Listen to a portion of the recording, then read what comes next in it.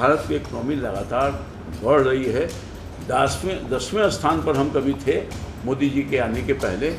मोदी जी ने अपने प्रयासों से, अपने नीतियों से, अपने सिद्धांतों से उसको चौथे स्थान पर लाने का काम। रेड्डी साहब और स्टालिन साहब, ये दोनों लोगों ने बिहार के लोगों को टारगेट किया। खूब अच्छी तरह से याद होगा आप लोगों को। कोई डेंगू कहा, कोई मच्छर कहा, कोई कुछ कहा, सनातन को गाली दिया, कोई कुछ कहा, कोई कुछ कहा। तेजस्वी यादव को हम तो इनके समर्थकों से कहेंगे और बिहार की जनता से अपील करेंगे कि तेजस्वी यादव जी मत कहिए, इनको पिछलग्गू यादव जी कहिए तो ज़्यादा ठीक ठाक होगा। जो वर्षों से दंश झेल रही थी महिलाएं, खुले आकाश में लोगों को सोच के लिए जाना पड़ता था। प्रधानमंत्री जी ने पॉलिसी बनाई, माननीय मुख्यमंत्री जी के सहयोग से आज हम ये कह सकते हैं कि कोई भी ऐसा एक परिवार नहीं है जिनके घर में शौचालय नहीं हो। कांग्रेस पार्टी ने आज़ादी के बाद राज किया है। 60 साल तो बिना रुकावट का बीच बीच में कुछ हुआ, फिर 10 साल तक फिर राज किया। जो 60-70 साल तक राज करने वाला जो पार्टी है, इनका 15 साल का शासन अलग चला है, तो वो उस जमाने को नहीं दिख रहा है। नमस्कार, लाइव सिटीज देख रहे हैं आप और मैं आपके साथ राजेश। विधानसभा चुनाव को लेकर राजनीतिक सरगर्मी अब बढ़ती जा रही है। राजनेता क्षेत्रों में जा रहे हैं, जिला मुख्यालय में जा रहे हैं, कार्यकर्ताओं से मिल रहे हैं, कई सभाएं हो रही है और यात्राएं भी लगातार चल रही है। कल बंद भी आपने देखा, बिहार बंद भी था। राजनीतिक सरगर्मी आप कह सकते हैं कि काफ़ी बड़ी हुई है। आज रामकृपाल यादव जमुई में थे। भाजपा नेता रामकृपाल यादव क्षेत्रीय दौरा पर थे और जमुई भी वो पहुंचे हैं। यहाँ से फिर उन्हें शेखपुरा जाना है। कार्यकर्ताओं से मिला और प्रेस कॉन्फ्रेंस भी यहाँ पर उन्होंने की है। कई बातें कही है उन्होंने। साफ तौर पर कहा है कि लालू प्रसाद ने कभी आत्मसम्मान से समझौता नहीं किया, लेकिन तेजस्वी यादव पिछलग्गू यादव बन चुके हैं। क्या कुछ कह रहे हैं रामकृपाल यादव, पहले आप वो सुन लीजिए। सभी लोगों का स्वागत है। माननीय प्रधानमंत्री जी और माननीय मुख्यमंत्री जी का एक संकल्प है, दोनों का एक ही संकल्प है। 2047 तक विकसित भारत और विकसित बिहार बनाएंगे। और जो आगामी विधानसभा का चुनाव हो रहा है 2025 में 200 से अधिक सीट प्राप्त करेंगे, लक्ष्य निर्धारित है। मोदी जी और नीतीश जी ने एनडीए के सरकार के माध्यम से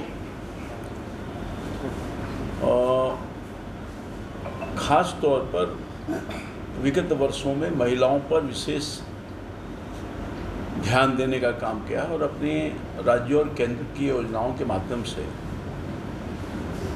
महिलाओं को मजबूती प्रदान हो सके, वह स्वयं आगे अपने पैरों पर खड़ा हो सके, उनका जीवन सहज हो सके, उसके लिए बहुत सारे कार्यक्रम चलाए हैं।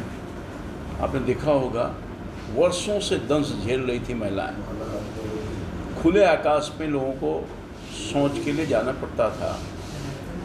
प्रधानमंत्री जी ने पॉलिसी बनाई, माननीय मुख्यमंत्री जी के सहयोग से आज हम ये कह सकते हैं कि कोई भी ऐसा एक परिवार नहीं है जिनके घर में शौचालय नहीं हो। और ये बड़ा क्रांतिकारी कदम था सरकार के लिए। एक और बहुत बड़ी राहत दिया, जो घर में महिलाओं को सबसे अधिक कष्ट होता था जब वो घर में खाना बनाती थी तो धुआं निकलता था, उससे बहुत परेशानी होती थी। फेफड़ा ख़त्म होता था, आँख में धुआं जाता था, आँख खराब होता था। एक पॉलिसी निकाला माननीय प्रधानमंत्री जी की सोच के बाद, 2014 के बाद ही हर घर में गैस का मुफ्त कनेक्शन दे करके लोगों को, महिलाओं को बहुत बड़ी राहत देने का काम किया।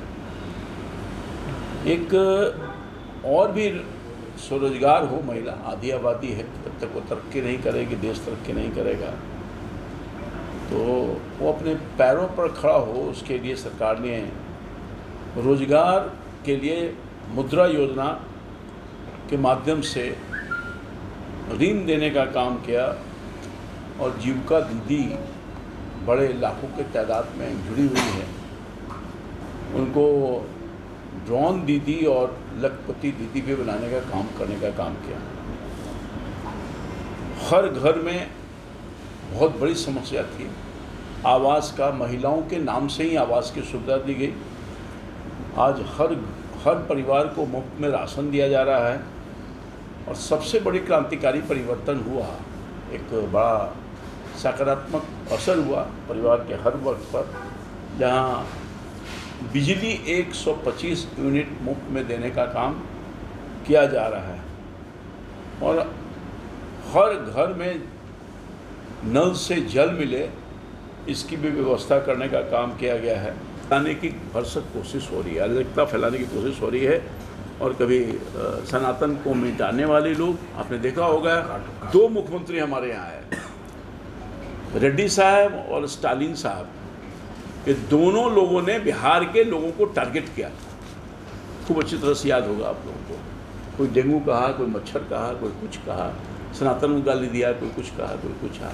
वैसे लोगों को ये जो यात्रा हो रहा था, इसमें जो अपमानित बिहारी करने वाले लोगों को सम्मानित करने का काम किया गया और पूरे बिहार के विभिन्न इलाकों में घुमाने का काम किया।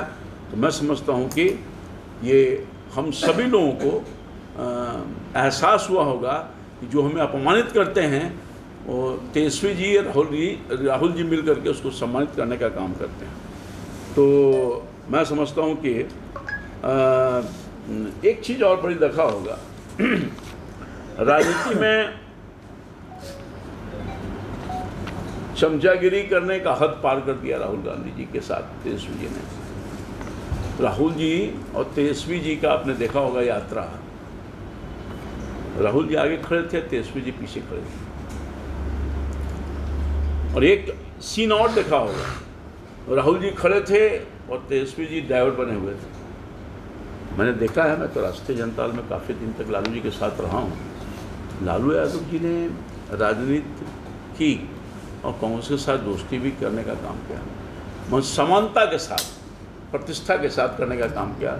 राहुल जी ने कांग्रेस पार्टी के साथ दोस्ती करते हुए भी सम्मान के साथ जीने का काम किया और राजनीति करने का काम किया। मगर ये कभी भी डेमोलाइज नहीं हुए लालू जी और कांग्रेस के चरणों में अपनी पगड़ी कभी नहीं उतारने का काम किया। मगर उनका पुत्र को देख रहे हैं कि राहुल गांधी जी भाषण कर रहे हैं, पीछे से ताली बजा रहे हैं। ये अंतर है। तो ये कहा जाए, अब तेजस्वी यादव को हम तो इनके समर्थकों से कहेंगे और बिहार की जनता से अपील करेंगे कि तेजस्वी यादव जी को मत कहिए, इनको पिछलग्गू यादव जी कहिए तो ज़्यादा ठीक ठाक होगा। जो दृश्य आपने देखा होगा, मैं समझता हूँ कि वो आपको अपने आप में बताने का काम कर रहा हूँ। और पूरे राष्ट्रीय जनता दल के समर्थकों को शर्मसार किया इस घटनाक्रम से। तो मैं समझता हूँ कि लोकतंत्र में जनता सर्वोपरि होता है, कोई हारता भी है, कोई जीतता भी है, तो राजनीति में होता ही होता है। मगर राहुल गांधी अगर जीत गए तो बब्बर शेर कहला रहे हैं, बब्बर शेर हैं, और हार गए तो आरोप लगा रहे हैं ईवीएम पर हैक हो गया, वोट चोरी हो गया। एक्चुअली जिस व्यक्ति को अपने मतदाताओं पर भरोसा न हो, संवैधानिक संस्थाओं पर भरोसा न हो, देश के गौरवशाली लोकतंत्र पर भरोसा न हो, तो ऐसे व्यक्ति से ऐसे व्यक्ति को क्या कहेंगे आप? कहीं न कहीं ये जो राहुल गांधी और कांग्रेस पार्टी है, विदेशी ताकतों के गोद में बैठ करके जो पप्पू मंडली है, कहीं न कहीं हमारे देश को, हमारी लोकतांत्रिक व्यवस्था को अपमान और बदनाम करने की कोशिश कर रहा है।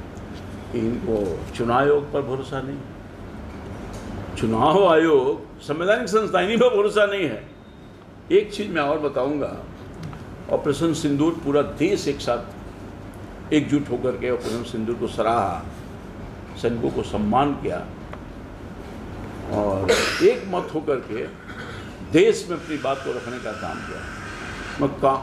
मगर राहुल गांधी जी ने व्यक्तिगत तौर पर सरकार के, मोदी सरकार के, वर्तमान सरकार के काम को तो सराहा नहीं, एक शब्द उनके लिए कहने का भी काम नहीं किया। यही नहीं, मैं समझता हूँ कि राहुल गांधी तो इतने परेशान हो गए हैं, विपक्ष का जो सही काम है उसको सही काम बोलो, जो गड़बड़ी है उसको उठाओ। लोकतंत्र में विपक्ष की एक अपनी भूमिका होती है और सरकार में विपक्ष की भी अहम भूमिका है, मगर अपने दायित्वों का निर्वहन नहीं कर रहे हैं। कि अभी देखा होगा कि अमेरिका के राष्ट्रपति ट्रम्प ने कहा कि भारत की इकोनॉमी डेड हो गई है, जबकि भारत की इकोनॉमी डेड नहीं है। भारत की इकोनॉमी लगातार बढ़ रही है। 10वें स्थान पर हम कभी थे मोदी जी के आने के पहले। मोदी जी ने अपने प्रयासों से, अपनी नीतियों से, अपने सिद्धांतों से उसको चौथे स्थान पर लाने का काम किया। हमारी व्यवस्था दुनिया के चौथी अर्थव्यवस्था में है और उसको कह रहा है ट्रम्प की इकोनॉमी डेड है, और उसी के साथ मिल करके राग सुर ताल बना करके राहुल गांधी जी भी कह रहे हैं कि भारत की इकोनॉमी डेड हो गई है। मैं समझता हूँ कि इससे दुर्भाग्यपूर्ण कुछ नहीं हो सकता है। और हम तो ये कहना चाहेंगे, सीधा चार्ज है कि राहुल गांधी इनका जो कुनबा है, उनका कुनबा है भारत विरोधी ताकतों का टूल किट बन के रह गया है और आज देश को अपमानित किया जा रहा है, देश के लोकतंत्र को बदनाम किया जा रहा है, देश के संवैधानिक संस्थाओं को बदनाम किया जा रहा है और देश को नीचे गिरे इसके लिए, यानी नीचा है देश मोदी जी के जो सरकार में, उसको पॉलिटिकल दुश्मनी इतनी न हो कि वो सही काम को सही न कहे। और ये पॉलिटिकल विरोधियों का ये काम आज तक हमने नहीं देखा। लंबे काल से मैं सामाजिक जीवन में हूँ, तो मैं समझता हूँ कि ये कांग्रेस पार्टी, इनके जो समर्थक लोग हैं, इनका जो कुनबा है, तो पप्पू मंडली कहिए, वो निश्चित तौर पर वास्ट होकर, पर्याग्रह होकर के राजनीति में इस तरह का गिरावट नहीं आना चाहिए। और कहीं न कहीं इन लोगों से देश को खतरा है और कहीं नहीं विदेशी ताकतों के हाथ से ये नाच रहे हैं, उनके इशारे पर नाच रहे हैं। ये सीधा मेरा चार्ज है, आरोप।